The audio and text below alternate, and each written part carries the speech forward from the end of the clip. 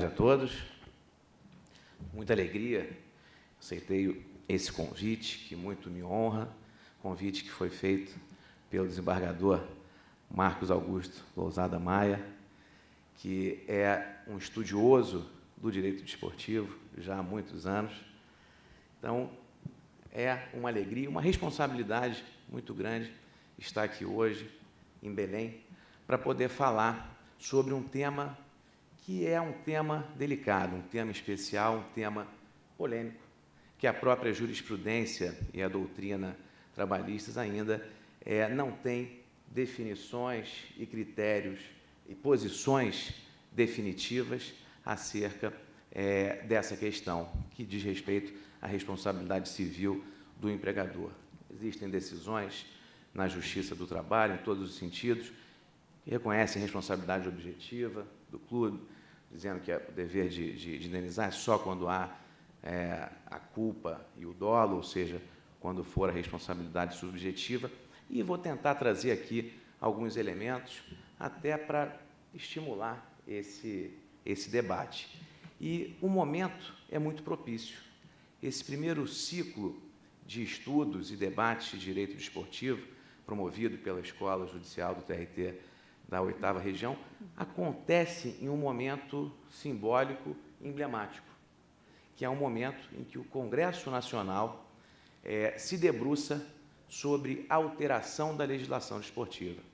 Os conceitos que nós vamos trazer aqui hoje, principalmente em razão do tema, são conceitos muito mais ligados à responsabilidade civil do que propriamente conceitos da legislação desportiva, porque, nesse aspecto, ela ainda é muito inconsistente. Mas talvez esse meu discurso mude daqui, talvez, um ano, o tempo necessário para a tramitação desse processo legislativo.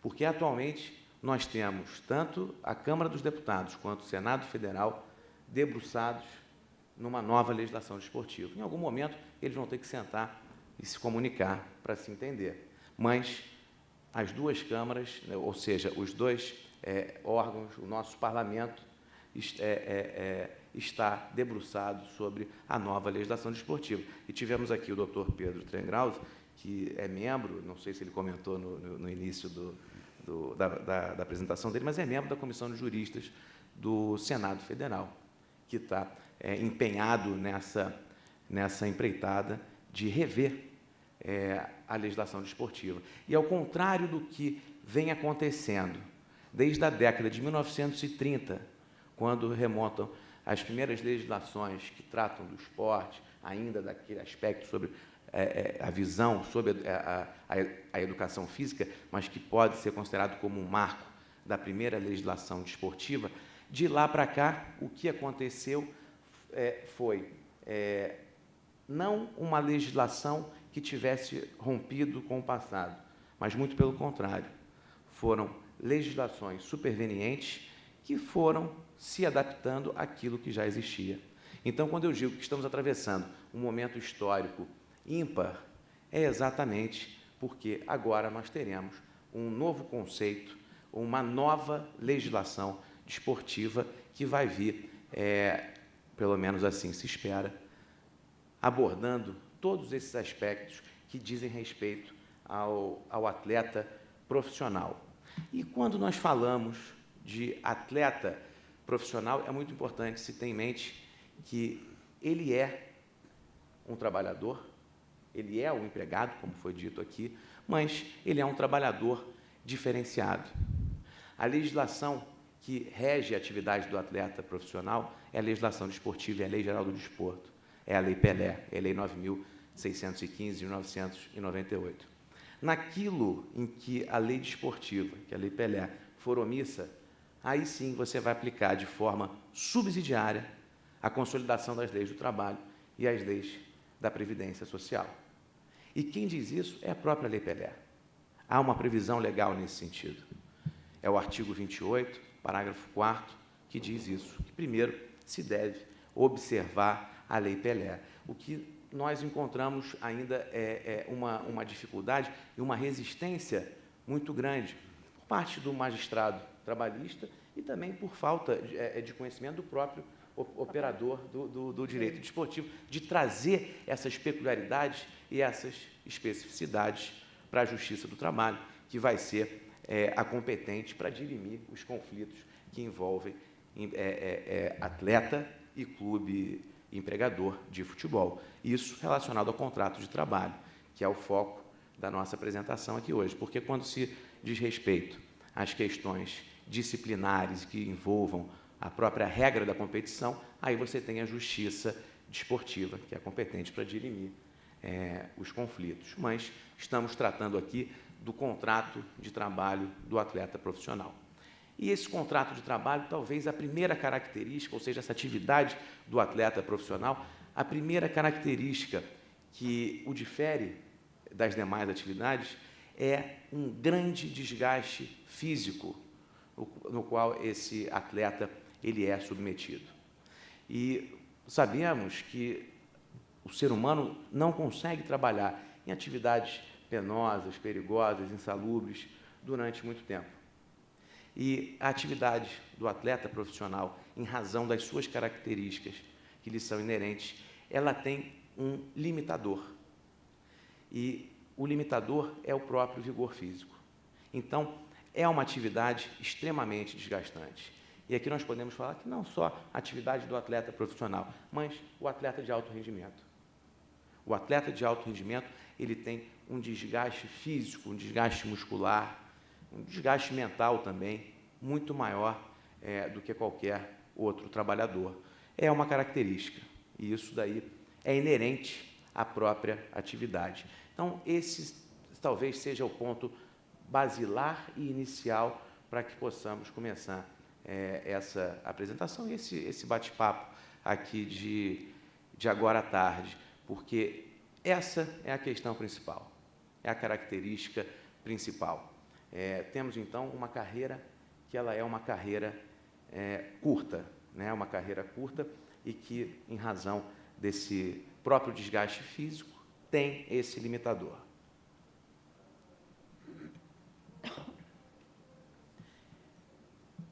A alta competitividade pode acarretar desvalorização do atleta que sofreu lesões, contusões e até acidentes de trabalho. Nós vamos ver aqui que o atleta profissional ele pode sofrer acidentes de trabalho. E antes de chegar no tema principal, que é a responsabilidade civil, é fundamental e imprescindível que façamos aqui esse apanhado, primeiro, das características da atividade do atleta e até saber se ele é submetido às regras da Previdência Social. Então, em razão dessa característica que envolve a atividade do atleta, é necessária a adoção de um mecanismo que proteja esse atleta. E a proteção principal, inclusive exigida por lei, é a do seguro contra acidentes, seguros de vida e acidentes pessoais. Essa inserção da obrigatoriedade do seguro foi introduzida em 2000 pela Lei 9.981. Atualmente, o seguro está previsto no artigo 45 da Lei Pelé e a Lei 12.395 de 2011, que alterou profundamente a Lei Pelé, ou seja, dentro daquilo que nós vimos falando, a Lei Pelé sofre alterações, é uma colcha de retalhos, o que acaba sendo muito prejudicial. Essa alteração, que não é a última, mas essa alteração de 2011, ela promoveu ali, talvez, uma alteração em quase 50%, quase metade da Lei Pelé. E, em 2011, houve ampliação da cobertura para o seguro de vida, e não apenas para o acidente de trabalho, que era a previsão inserida no ano 2000. A Lei Pelé afirma categoricamente que o atleta ele é um segurado obrigatório da Previdência Social. Então, essa é uma previsão constante na própria Lei Geral do Desporto. Importante destacar também que a Lei Pelé traz a previsão do atleta autônomo, que foi inserida no decreto regulamentador da Lei Pelé. A lei, apesar de ter sido de 1998, apenas em 2013 é que houve o seu decreto, que é o 7.984, que diz que o atleta autônomo é aquele maior de 16 anos, sem relação de emprego, com entidade de prática desportiva e que se dedica à prática do desporto de modalidade individual, com objetivo econômico e por meio de natureza civil. Então, ele pode ser um contribuinte individual do regime geral da Previdência Social. Esse atleta, então, ele precisa muito mais até de uma educação financeira e um planejamento familiar, um planejamento de vida, em razão dessa peculiaridade, porque o atleta profissional, ou seja, que não é o autônomo, mas o atleta profissional ele tem um vínculo de emprego, ele tem uma carteira de trabalho assinada, então ele vai ser beneficiário da Previdência Social. A legislação previdenciária é aplicada ao atleta profissional, que gozará dos benefícios nela previstos, como, por exemplo, auxílio-doença ou auxílio-acidente. Isso é algo que a legislação atual contemplou e consagrou, mas não foi assim desde o início. E aqui tem a doutrina do José Cretela Júnior, que é bem interessante. Estamos falando aqui algo que foi escrito mais ou menos na década de 1960, final de 1950, que ele dizia o seguinte: se o trabalhador sofre um acidente em determinadas circunstâncias, teremos configurado o chamado acidente de trabalho, regulado por lei adequada, havendo para atendê-lo corpo médico especial, ao passo que os acidentes que se verificam com os esportistas jamais possuem tal configuração característica. Isso mudou. A legislação desportiva, ela passou por profundas mudanças. E esse caso aqui, que é citado pelo José Cretela Júnior, não mais se aplica. Porque o esportista, hoje, é indene de dúvidas que ele pode sofrer, sim, acidente de trabalho. Mas isso é algo que os estudos demonstram que toda a legislação desportiva passou por um momento de transformação. O doutor Ricardo Gelling, que já brindou Vossas Senhorias aqui hoje com a sua apresentação, ele, volta e meia, destaca o caso do Batatais, do Augusto Lorenzato. É um caso emblemático, que demonstra como a Justiça do Trabalho não conseguia decidir as questões que envolviam o atleta profissional. Isso daí estamos falando da década de 1950, que foi quando o processo chegou ao seu final. E ainda hoje existe ainda uma dificuldade. Claro que a situação mudou, mas o caso do Batatais, ele é emblemático. Foi um jogador do Fluminense, chegou a defender a seleção brasileira, inclusive na Copa de 1938, ele era um goleiro extremamente disciplinado, e durante mais de 10 anos trabalhou para o Fluminense. Foi atleta do Fluminense. E um belo dia ele foi demitido. E entra com uma reclamação trabalhista, na qual ele postulava a estabilidade decenal, dentre outras rubricas. A estabilidade decenal, que na época era prevista, foi extinta com a Constituição, dizia que o empregado que ficasse, que fosse empregado, né, durante mais de 10 anos, ele não poderia ser demitido, ele gozava de estabilidade. Então, o atleta, ele pede essa estabilidade prevista, então, na CLT. E a Junta de Conciliação e Julgamento, à época, a denominação, atualmente para o trabalho, primeira junta do Rio de Janeiro, julgou improcedente o pedido, dizendo que, apesar dele ter prestado serviços para o clube durante mais de uma década, ele não era empregado. Se não era empregado, ele não podia fazer jus à estabilidade decenal. A sentença foi confirmada pelo TRT e o TST, por maioria apertada, 5 votos a 4 ou 5 votos a 3, na época a composição das turmas era diferente, reverteu a decisão e disse que, a partir do momento que aquela pessoa defendeu o clube durante mais de 10 anos, prestou seus serviços, estava subordinado, era um atleta, ele deveria, então, ser equiparado àquelas pessoas que trabalhavam em estabelecimentos de cultura física, ou seja, em academias, e, por isso, foi reconhecido ali a condição de empregado e foi deferida a estabilidade decenal. Mas o processo não parou por aí. O clube recorreu para o Supremo Tribunal Federal. E o Supremo Tribunal Federal também, por uma maioria apertada, restabelece a decisão de primeira instância, julgando improcedente o pedido, e foi mais além. Ele até talvez um pouco mais cruel, mas, na verdade, realista, dizendo que, tudo bem, ele prestou serviços para aquele clube, mas se você determinar a reintegração daquele profissional, reconhecer a estabilidade decenal, você vai estar punindo o clube. Porque, ao contrário do que acontece com o trabalhador comum, quanto mais o tempo passa, ele não fica mais experiente, ele perde o vigor físico e vai acabar prejudicando o clube. Então, daí, esse fato é emblemático justamente para demonstrar que o atleta ele não pode ficar totalmente desamparado, mas, em razão das peculiaridades que envolvem a própria prática desportiva, ele não pode ser encarado também como um trabalhador comum. Ainda hoje, nós nos deparamos com questões controvertidas. Claro, questões muito mais complexas, mas esse fato do Batatais, esse caso do Batatais, ele demonstra ali de forma categórica como são embrincadas essas questões que tratam do atleta profissional. Então, nós já vimos aqui que o atleta pode, sim, sofrer acidente de trabalho. E o acidente de trabalho, ele está definido no caput do artigo 19 da Lei 8.213 de 91, é o que ocorre pelo exercício do trabalho a serviço da empresa ou pelo exercício do trabalho dos segurados referidos no inciso 7 do artigo 2º da Lei 8.213, provocando lesão corporal ou perturbação funcional que cause morte ou a perda ou a redução permanente temporária da capacidade para o trabalho. Já com causa, está definida no artigo 21 da Lei 8.213, aquele fator que contribui para aquela moléstia.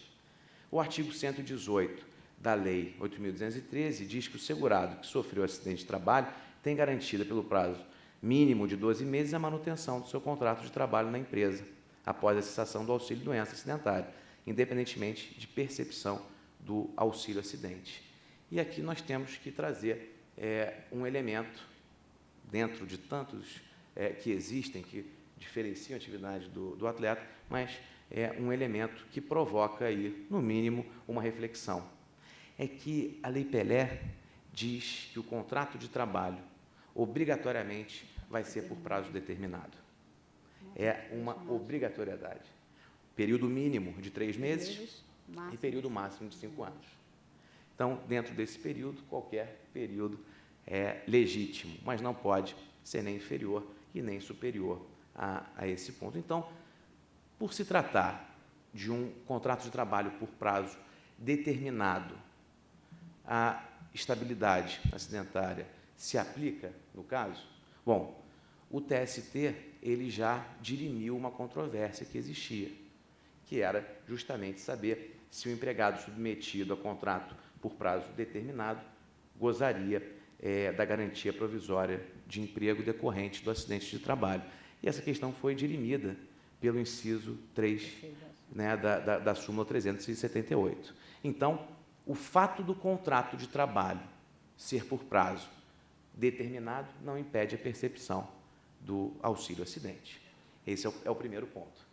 Agora, não que as nossas dúvidas estejam dirimidas, mas pelo menos ajuda a clarear um pouco. A característica peculiar, então, é justamente esse período mínimo e máximo do contrato de trabalho do atleta.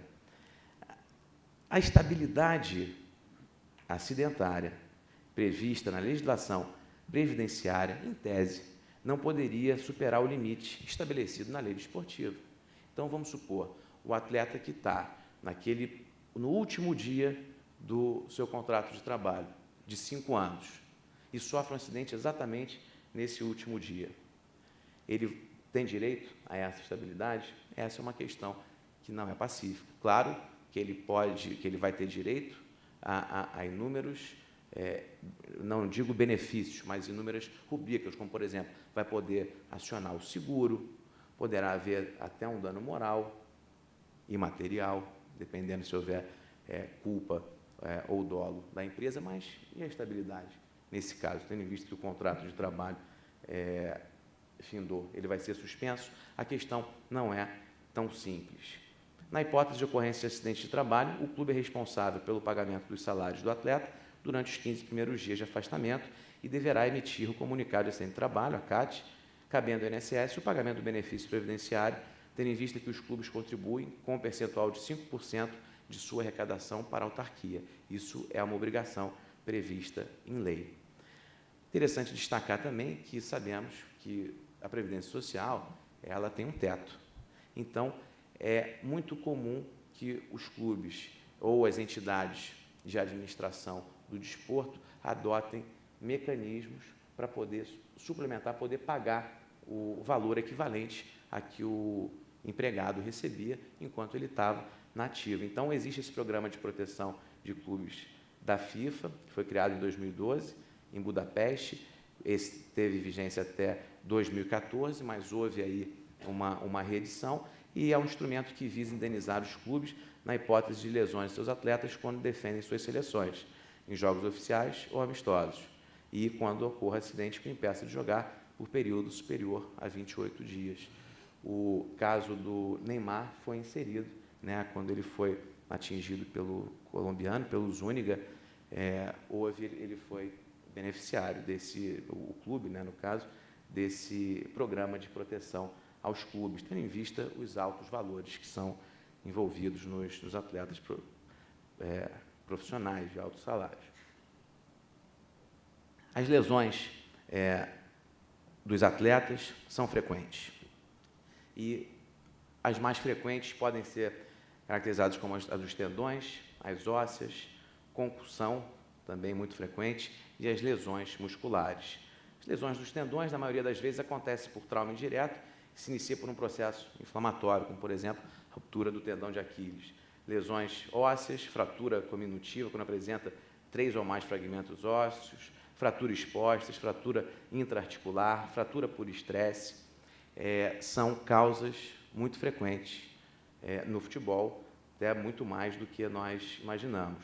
As lesões musculares, pubalgia, dor na região do púbis, ocasionada muitas vezes por processo inflamatório, cãibras, contratura muscular, estiramento muscular, e a concussão, que é o distúrbio das funções do cérebro devido a um trauma direto ou indireto na cabeça, gerando alterações na função cognitiva, como perda da memória e do raciocínio, dor de cabeça, alteração da visão e distúrbios do sono, também muito frequente em razão o fato de ter que cabecear a bola, é algo que provoca esse tipo de trauma. A encefalopatia traumática crônica é também frequente, e é um estudo razoavelmente recente, porque trata-se de uma patologia muito frequente em pugilistas, mas que não se tinha notícia de que também estava presente em atletas de futebol. Ela surge da decorrência de traumas repetitivos no crânio e observa-se indivíduos que praticam lutas de alto impacto, como boxe, MMA, jogadores de futebol americano. Mas, recentemente, um trabalho com 445 jogadores de futebol, no qual se observou que 25% desenvolveram quadro de lesão cerebral, lentidão de movimentos, de raciocínio e de fala. Em alguns casos, ocorre perda de memória recente e perda do balanceamento do andar e dos movimentos associados. O indivíduo passa a ter um semblante sério ou sisudo, com face sebácea e oleosa. Ocorrem também lesões na área subcortical, na parte interna do cérebro. E é interessante destacar, porque se acreditava que a encefalopatia traumática crônica ela era decorrente de um impacto com uma força muito grande. Mas esses estudos demonstraram que não basta um único impacto com força muito grande, mas impactos sucessivos e com poucas lesões quase imperceptíveis, ou de pouco impacto mesmo naquele momento, mas se forem repetitivas, também podem acarretar a encefalopatia traumática crônica. Então, sintomas no estágio inicial, motor, que acomete aproximadamente 57% dos pacientes, pode provocar alteração da expressão, tremores, descontrole de uma mão dominante, também em relação à parte cognitiva, tensão diminuída, e também na parte psiquiátrica, como euforia, irritabilidade, desconfiança excessiva, agressividade fácil, ou então o indivíduo muito falante. E aí pode se agravar até chegar em casos nefastos, como a própria morte, que seria o estágio, né, enfim, que ninguém espera, mas que, infelizmente, tem sido diagnosticado. E trago aqui como exemplo que, durante muitos anos, o Bellini, né, o capitão da seleção brasileira, foi diagnosticado com Alzheimer e morreu vítima de outra doença, conforme foi divulgado por um congresso de neurologia, que foi encefalopatia traumática crônica, que é essa doença degenerativa, e justamente em razão dessas lesões que, apesar do pouco impacto, provocam todos esses sintomas na parte motora, na parte psíquica, e que podem ser agravadas com o passar do tempo. E vamos ver se a gente vai conseguir passar aqui o vídeo em que fala essa questão do Bellini, que sempre se suspeitou que ele tinha Alzheimer, mas que na verdade, foi em razão da própria prática do futebol.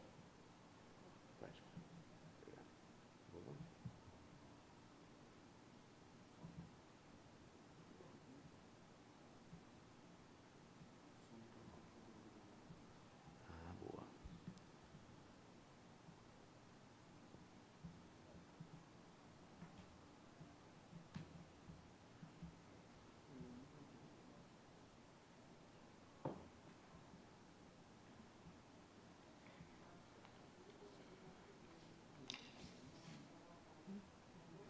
Bom, se não der, a gente...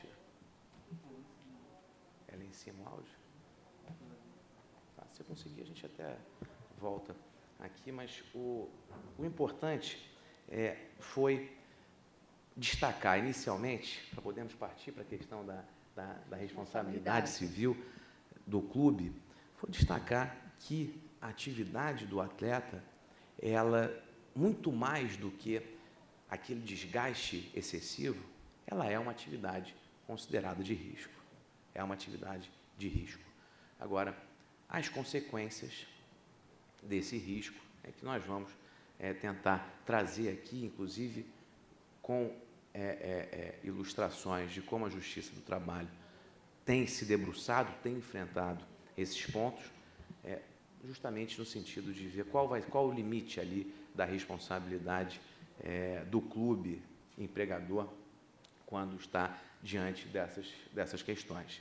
Atualmente, paralelamente à alteração da legislação desportiva, que está sendo feita tanto pela Câmara dos Deputados quanto pelo Senado Federal, existem inúmeros projetos de lei, mas que vão ser aqueles adendos, ou seja, vão ser mais também integrantes dessa colcha de retalhos, que é a Lei Geral do Desporto atual. E, dentre elas, existe a previsão da criação de um sistema especial de previdência para o atleta profissional. E talvez esse seja um ponto extremamente delicado, porque o atleta profissional, em razão desse curto período dessa sua vida útil, ele não tem ali, geralmente, via de regra, ele não tem uma educação financeira para poder se prevenir para o próprio futuro.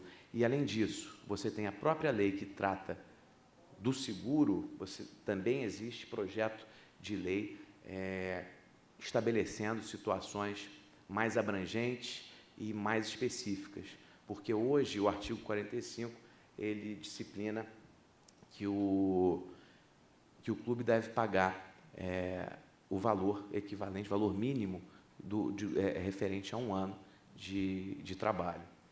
Será que dá para a gente passar?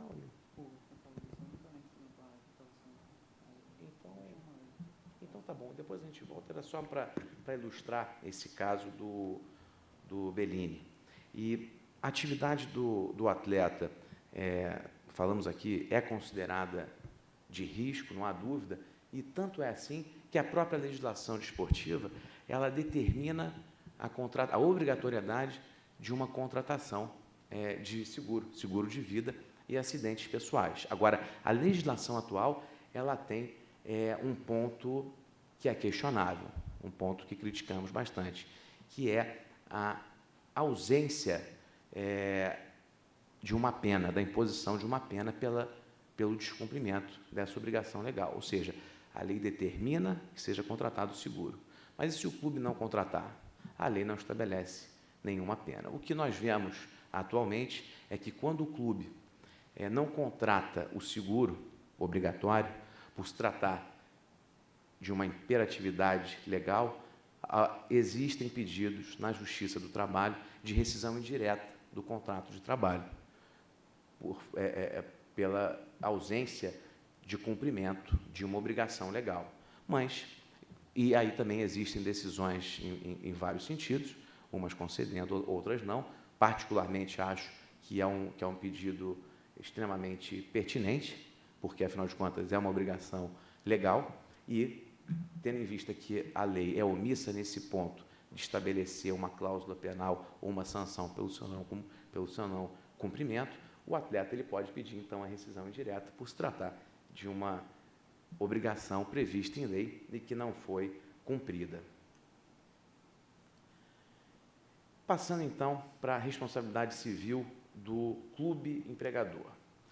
Sabemos que são duas as teorias que definem a responsabilidade de indenizar civilmente o empregado que sofre algum dano no desempenho do seu trabalho. E a primeira é a teoria da responsabilidade objetiva e a segunda, a teoria da responsabilidade subjetiva.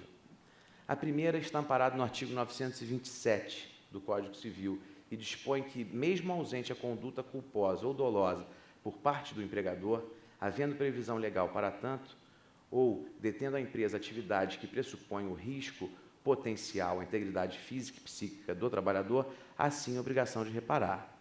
Então, aqui a obrigação de reparar decorre da própria atividade que é desempenhada pelo empregador, independentemente de culpa ou de dolo.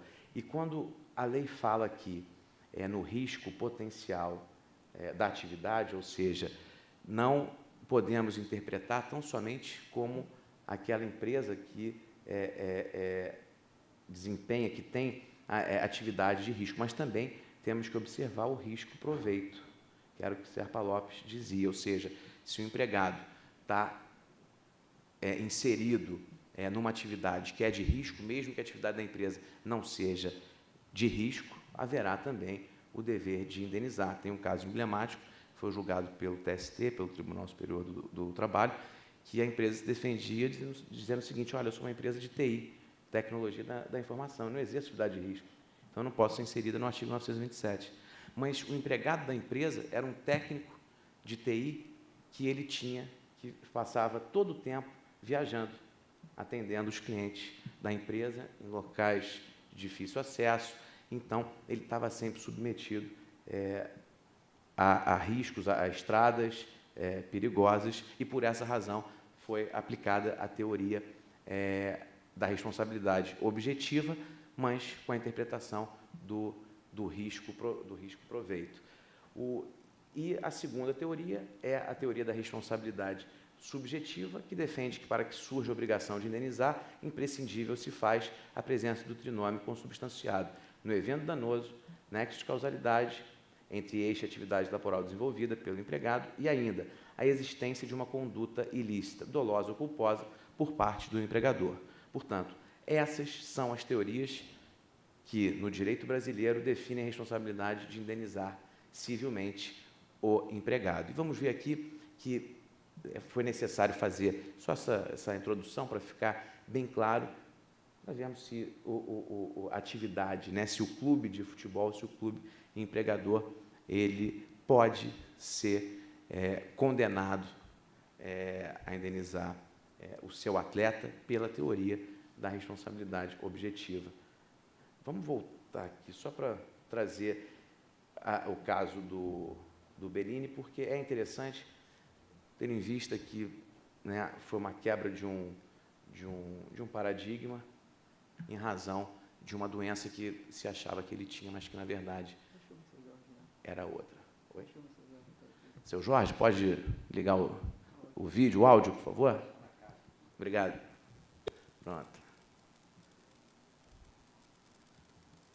congresso médico realizado no Rio apresentou o resultado de estudos no cérebro de um herói do futebol brasileiro morto há 6 meses e apontou a causa real da morte.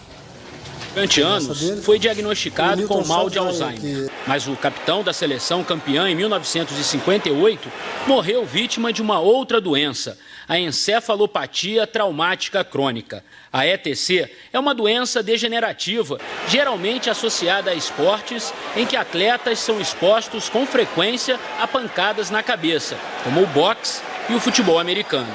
As formas de como prevenir a doença ainda estão em debate. E o caso de Bellini abriu o caminho para que o futebol também entre nessa.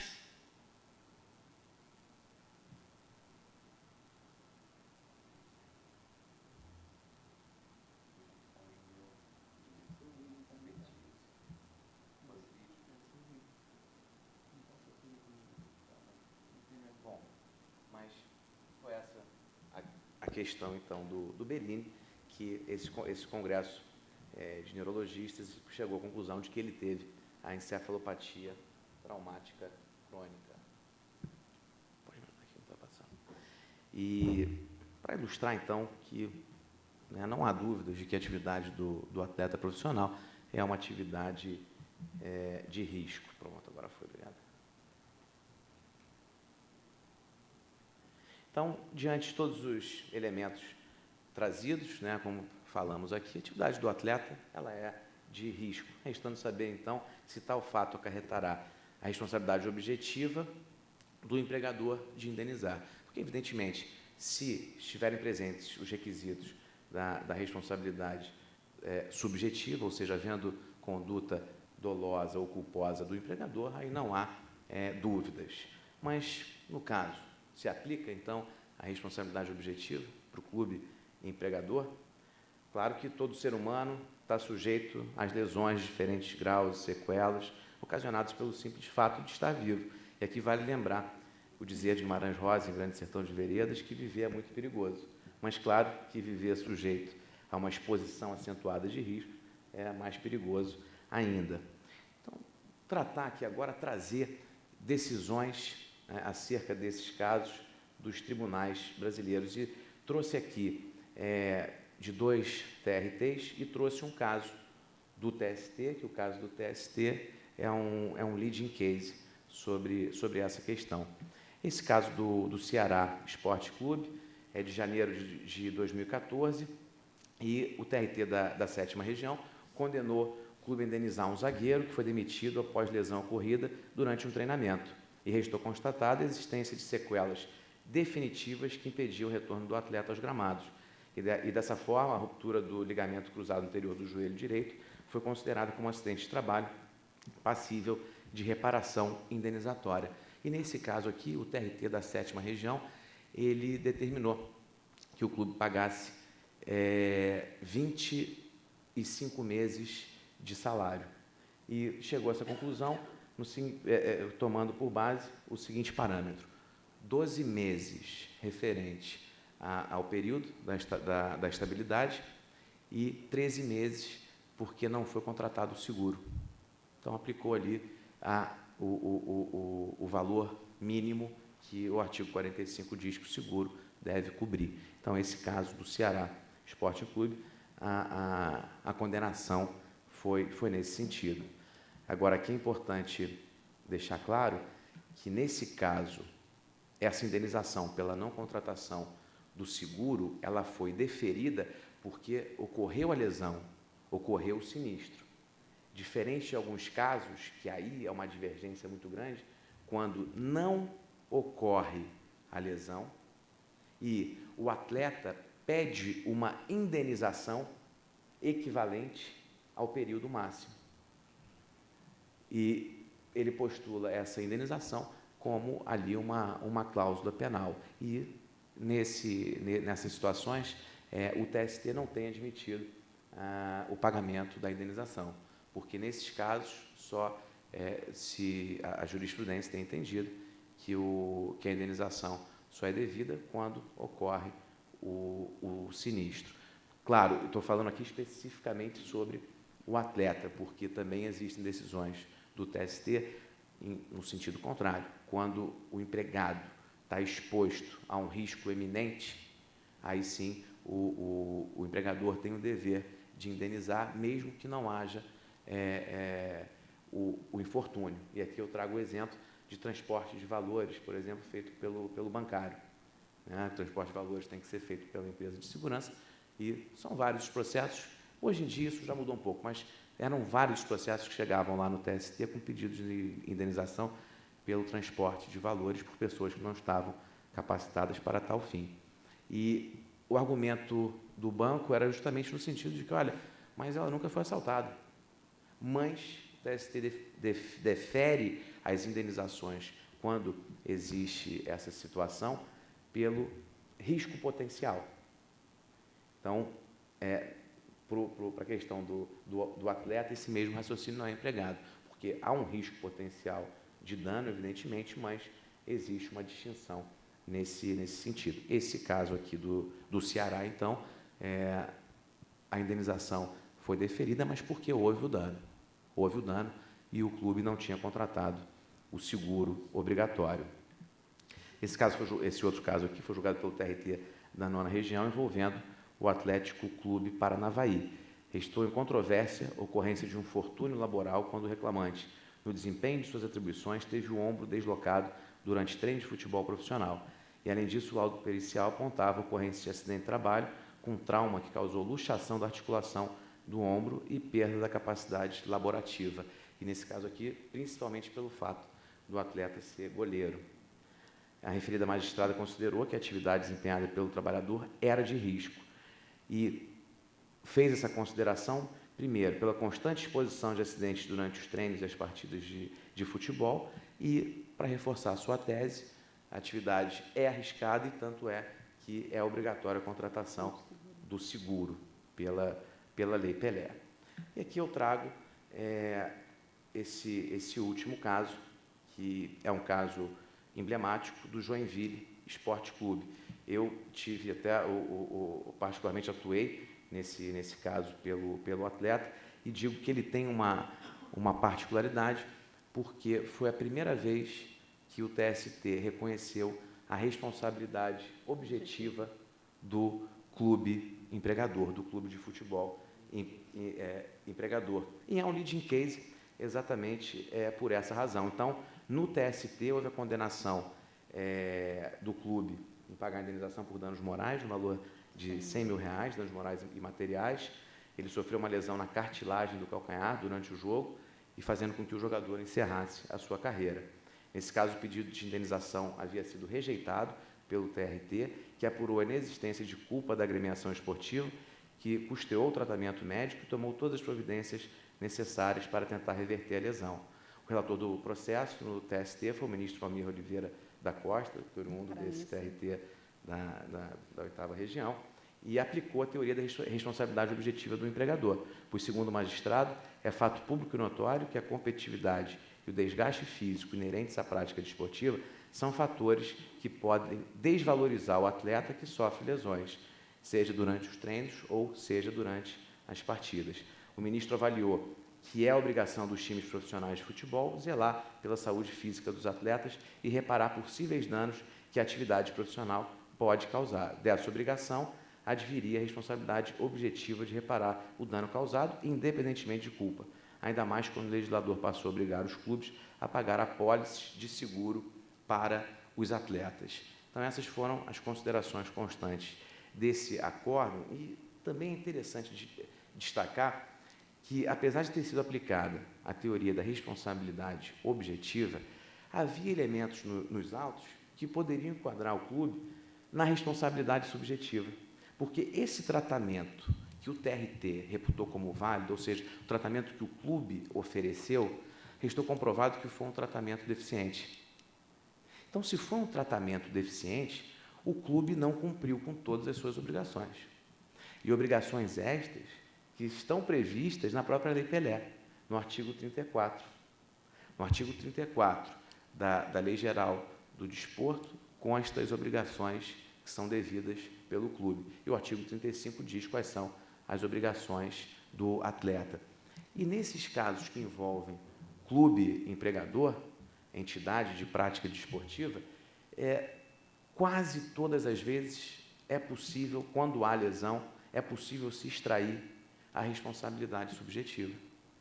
Porque, dentre as obrigações previstas no artigo 34, está a necessidade de submissão do atleta a exames médicos constantes. E, muitas das vezes, se esses exames médicos realmente fossem constantes e efetivos, você poderia evitar lesões que, muitas das vezes, até na maioria das vezes, elas acontecem ali por um desgaste, por um desgaste acentuado e são previsíveis. Claro que tem infortúnios também, mas as lesões acabam sendo previsíveis. Então, existe essa possibilidade do clube adotar medidas preventivas e evitar situações como essas. Agora, o que nós temos atualmente na legislação esportiva sobre a responsabilidade civil do empregador são muito limitadas, porque são essas que estão ali no artigo 34 e no artigo 35. O que se espera é que esse novo momento pelo qual nós estamos atravessando, ele traga, de fato, novidades e elementos que possam, de uma vez por todas, dissipar essas dúvidas, porque, atualmente, é necessário, sim, apesar de nós termos uma legislação desportiva que é autônoma, que é independente, mas, na maioria das vezes, é preciso se socorrer da CLT e da legislação previdenciária para se achar uma solução. Mas, evidentemente, que, em se tratando de matéria que diz respeito ao direito desportivo, é sempre difícil falar de forma contundente, categórica e definitiva, porque nós estamos num constante movimento aí de evolução. Isso eu falo com tranquilidade, estou diante aqui do meu amigo, doutor Ricardo Gelling, que membro fundador da Academia Nacional de Direito Desportivo também, e nós temos sempre nos deparado com situações que nos provocam, que nos chamam a esse debate diário, constante, no intuito de aprimorar essa legislação, que é uma legislação extremamente especial. E é especial porque, assim, é a atividade do atleta profissional. Então, eram esses os elementos que eu gostaria de trazer para Vossas Senhorias aqui hoje, reiterando os meus agradecimentos pelo privilégio de estar aqui, reiterando meu agradecimento ao doutor Marcos Lozada Maia, que gentilmente me chamou para poder participar aqui hoje desse primeiro encontro, dessa primeira jornada de direito desportivo. Eu agradeço a atenção de todos e eu estou à disposição, meu e-mail está aqui, caso haja alguma dúvida, e é sempre muito bom, gratificante poder debater esses assuntos ligados ao direito desportivo. Muito obrigado.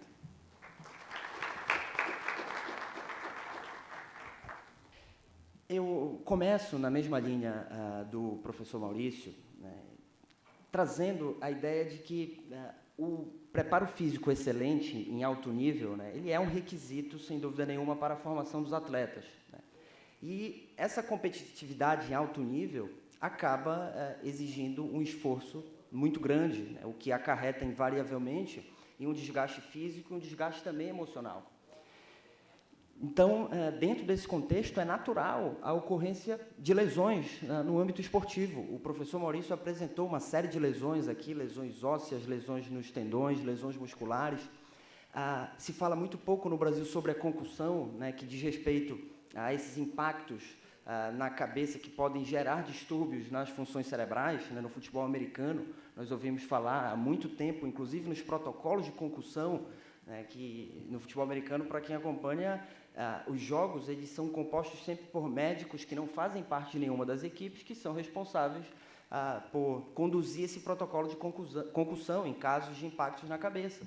E se o laudo apontar para uma impossibilidade, né, para uma paralisação temporária do atleta, não tem o que faça aquele indivíduo jogar, mesmo que ele queira, que o clube queira. Existe um laudo de terceiro que faz parte desse protocolo que foi adotado nos Estados Unidos. Nós precisamos levar a concussão muito a sério aqui, porque o futebol, o professor Maurício colocou, e também outros esportes, o boxe, por exemplo, né, são, sem dúvida nenhuma, suscetíveis a esse tipo de impacto. E não podemos esquecer, dentro dessa linha, outras patologias, né, patologias como, por exemplo, a depressão. Né? A depressão passou a ser levada mais a sério pelos clubes de futebol na década de 90. Né? Hoje em dia, muitos clubes contratam profissionais permanentes que ficam responsáveis apenas por conduzir a questão emocional dos atletas, que influencia muito também no resultado das competições esportivas, nós todos sabemos disso. Então, é importante, do ponto de vista jurídico, discutir se todas essas lesões elas são meros infortúnios ou se são efetivamente caracterizadas como um acidente de trabalho. Por isso, muito pontual a introdução pelo professor Maurício da Lei 8.213, né, que vem estabelecer conceitos que não são colocados dentro da Lei Pelé. E, dentro dessa perspectiva de omissão e compatibilidade, eu vejo como plausível a aplicação dos artigos 19, 20 e 21 da Lei 8.213. Né, porque, como o professor colocou, é o artigo 19 da Lei de 91, da Lei 8.213, que vem conceituar os acidentes de trabalho, né, como as lesões corporais ou perturbações funcionais que venham a causar a morte ou mesmo a perda ou redução da capacidade laboral do trabalhador. E, basicamente, a doutrina divide os acidentes de trabalho em duas modalidades. Né? Primeiro, os chamados acidentes tipo, né, que são caracterizados por eventos súbitos, né, são eventos de fácil delimitação no tempo. Né? No caso dos acidentes tipo, é muito mais fácil nós identificarmos o próprio nexo de causalidade. Então, no esporte profissional é perfeitamente aplicável esse conceito de acidente tipo, né? Nessas lesões abruptas que ocorrem em partidas, em treinamentos. Então, essa primeira modalidade de acidente de trabalho é perfeitamente aplicável ao desporto. E, em segundo lugar, no artigo 20 da Lei 8.213, nós temos a conceituação das doenças ocupacionais, né, que são também caracterizadas como acidentes de trabalho. Né. Doenças essas que, diferentemente dos acidentes tipo, né, elas são ocasionadas por fatores sucessivos. Né. Nós temos aqui uma lesão gradual que não se manifesta a partir de um fato específico delimitado no tempo. E no esporte profissional nós temos também casos de doenças dessa natureza. O caso do Bellini pode ser enquadrado nesse conceito, situações de impactos na cabeça, nós não conseguimos identificar um único evento, um evento súbito que deu origem àquele acidente. Então, percebe-se, né, a possibilidade de enquadramento desse conceito que nós vislumbramos na lei previdenciária aos atletas profissionais. E nós precisamos, a partir daí, como muito bem o professor Maurício também o fez na sua brilhante exposição, discutir algumas consequências do ponto de vista trabalhista, previdenciário, no que diz respeito a esse enquadramento dessas lesões dos atletas como acidente do trabalho. Né? Primeira ideia do ponto de vista trabalhista que vem à mente é a questão da estabilidade, né? Algo que a gente discute, porque existem várias garantias de emprego, algumas extintas, como a estabilidade decenal, né? A partir do momento em que o FGTS foi colocado como obrigatório pela Constituição de 88, mas ainda remanescem vários outros tipos, estabilidade do dirigente sindical, estabilidade do membro da CIPA, e temos também, do ponto de vista do acidente de trabalho, a estabilidade acidentária prevista no artigo 118 da Lei 8.213, né, que dura pelo prazo de 1 ano a partir da alta do benefício, e a súmula 378, como o professor bem colocou, estabelece, inclusive, a possibilidade de reconhecimento da estabilidade em casos de não concessão do benefício, né, justamente nas situações de doenças ocupacionais. E, quanto à estabilidade, nós lemos muitos artigos, o professor Maurício chega a mencionar, alguns artigos que justificam a impossibilidade dessa estabilidade acidentária unicamente no fato de o contrato ser um contrato por prazo determinado. Né? Se esses artigos são anteriores a 2012, é até perdoável a ignorância, o não tratamento da súmula do TST. Claro, por uma impossibilidade, a súmula 378 foi inserida, o seu inciso 3º, apenas em setembro de 2012, que, como o professor bem colocou, passou a prever a possibilidade de reconhecimento da estabilidade acidentária também nos contratos por prazo determinado. Na mesma época veio o reconhecimento da estabilidade gravídica nesses contratos também, né, que datam de setembro de 2012, uma mesma leva, né, de mudanças impactantes nas súmulas do Tribunal Superior do Trabalho.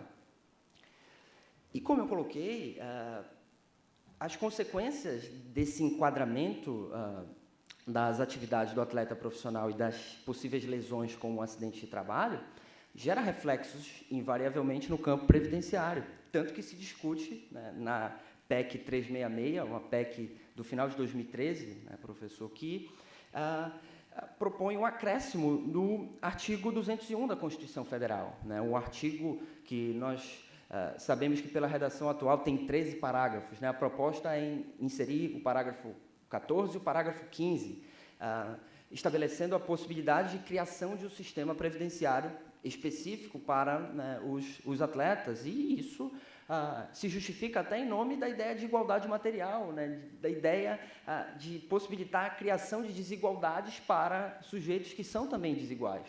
E a questão do desgaste, a questão do tempo útil de atuação justifica essa criação, assim como existem regras previdenciárias especiais para trabalhadores rurais, com alguns benefícios que, por questões de justiça, até se aproximam de benefícios assistencialistas. No caso dos professores, gozam também de determinadas regras diferenciadas, algo plausível sob a perspectiva da garantia da igualdade material. Então, vejo que a criação do sistema previdenciário precisa ser também discutida, como o professor muito bem levantou, precisa ser discutida de forma ainda mais contundente. E, dentro de todas essas discussões, né, desses temas que antecedem a questão da responsabilidade, né, eu queria também, até para premiar essa brilhante exposição, também tecer algumas considerações acerca da questão da responsabilidade, que é também um tema de grande relevo, de grande importância. O professor expôs aqui para nós a caracterização da responsabilidade objetiva que se fundamenta no parágrafo único do artigo 927 do Código Civil.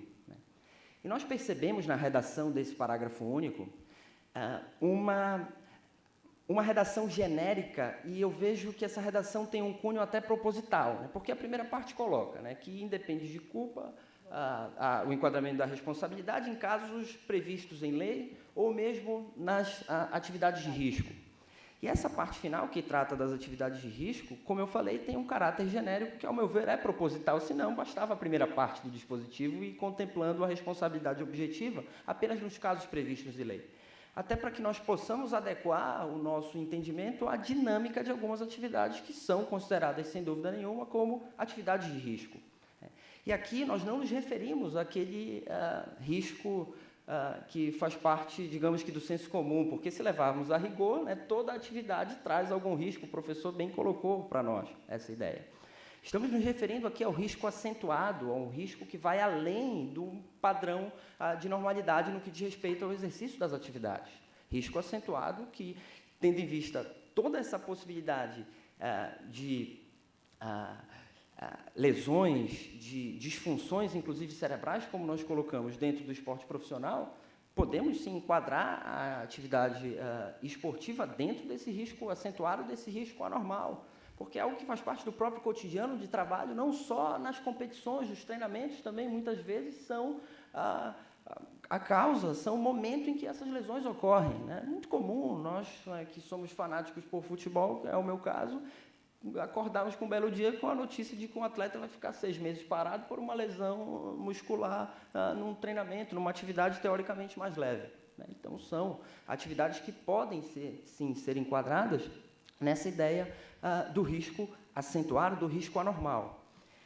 E eu queria também levantar alguns argumentos que são eventualmente colocados e que poderiam afastar essa ideia da responsabilidade objetiva. Né? Muito se invoca o artigo 7º, inciso 28 da Constituição Federal, né, que coloca que a indenização a cargo do empregador ela é dependente da comprovação do dolo ou da culpa. eu vejo que 2 pontos precisam ser analisados aqui nesse inciso 28 e com muita cautela. Primeiro, o inciso 28 não pode ser interpretado de forma dissociada do próprio caput do artigo 7º, que coloca que são direitos dos trabalhadores urbanos e rurais, além dos elencados dentro do artigo 7º, aqueles que venham a visar a melhoria da sua condição social. Então, nós sabemos, até pelo próprio princípio da proteção, que a Constituição estabelece um patamar mínimo a ser assegurado para os trabalhadores. E nada impede que fontes heterônomas, fontes em que os destinatários não participam da sua elaboração, como, por exemplo, as leis, ou mesmo fontes autônomas, fontes em que há participação direta ou indireta dos destinatários, é o caso do próprio contrato de trabalho, das normas coletivas que serão discutidas aqui na segunda-feira, nada impede que essas fontes venham a estabelecer uma condição diferenciada, uma condição mais favorável ao trabalhador. E outro ponto também deve ser mencionado, que é o caráter genérico desse inciso 28. Em nenhum momento é colocado que a indenização nos acidentes de trabalho depende da comprovação de dolo ou culpa. Não existe essa definição específica. Então, nós precisamos, em cima dessa ideia do próprio caput do artigo 7º, do princípio da proteção, analisar outras fontes que venham, de alguma forma, a tutelar questões desta natureza. Outro argumento que também costuma ser invocado, um argumento que eu vejo também como passível de refutação, a ideia de que, como o professor Maurício nos mostrou, o trabalhador e também o esportista é beneficiário do INSS. A gente precisa separar a própria natureza jurídica, da indenização decorrente do acidente, da responsabilidade civil do tomador de serviços, da prestação previdenciária. Porque, quando nós falamos em responsabilidade civil, nós estamos nos referindo ao reequilíbrio de uma relação jurídica, situações onde ocorre efetivamente um dano à vítima.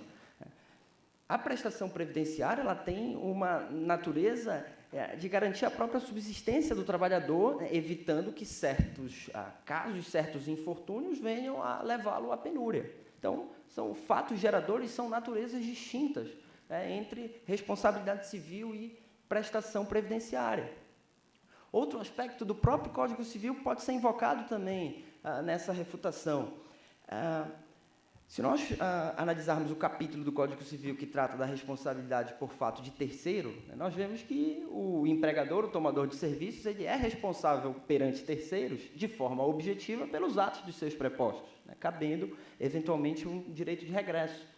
Então, seria ilógico nós entendermos que, perante terceiros, cabe uma responsabilidade objetiva, mas perante o próprio trabalhador, em situações de risco, tendo em vista o artigo 927, parágrafo único, de que essa responsabilidade é incabível.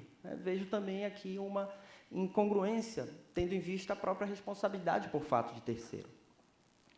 Então, vejo que é perfeitamente viável o enquadramento do artigo 927, parágrafo único do Código Civil, no caso dos atletas profissionais, que, como o professor bem colocou, apesar ainda de estarmos inseridos em um mar de divergências, o que até faz com que nós possamos suscitar o debate, é algo que já foi reconhecido pelo próprio TST, por exemplo, em 2014, no caso de reforma do TRT 12ª Região, que o professor nos apresentou. O meu tempo já está avançando, eu queria só levantar uma discussão a mais, que também foi levantada, muito bem levantada pelo professor Maurício, que é a questão dos trabalhadores não empregados, que muitas vezes eles são esquecidos. E, no âmbito do esporte profissional, existem muitos deles. Nós não podemos refutar o enquadramento da responsabilidade civil para os trabalhadores não empregados também por uma questão conceitual.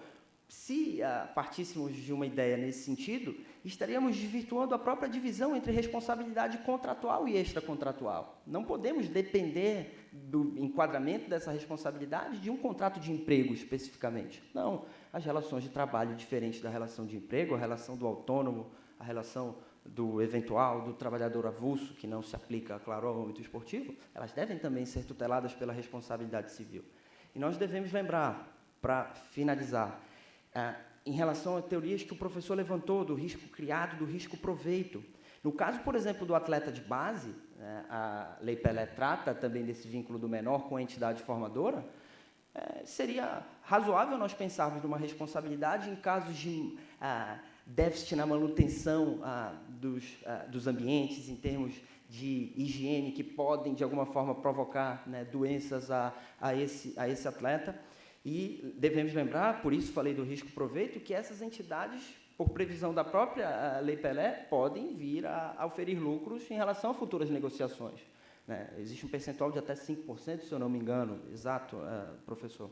Então, nós precisamos também olhar para esses trabalhadores, ainda mais com a ampliação da competência da Justiça do Trabalho, que veio em 2004 com a Emenda 45. Então, mais uma vez, eu agradeço a iniciativa da Escola Judicial, do desembargador Marcos, porque eventos como esse fazem com que nós, além de debatermos, que nós possamos desconstruir alguns mitos, como, por exemplo, o atleta ganha muito, remuneração estratosférica, então a gente não pode discutir a existência de outros direitos.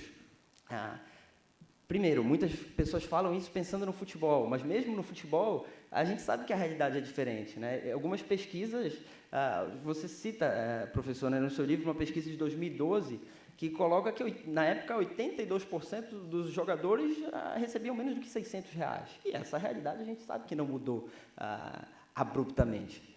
Então, a remuneração do trabalhador, ela não representa uma negociação à sua integridade física, à sua saúde. Ele é remunerado pelo próprio trabalho. Então, nós precisamos discutir também medidas que venham a tutelar essa dignidade no trabalho. Encerro agradecendo mais uma vez pela atenção de todos. Muito obrigado.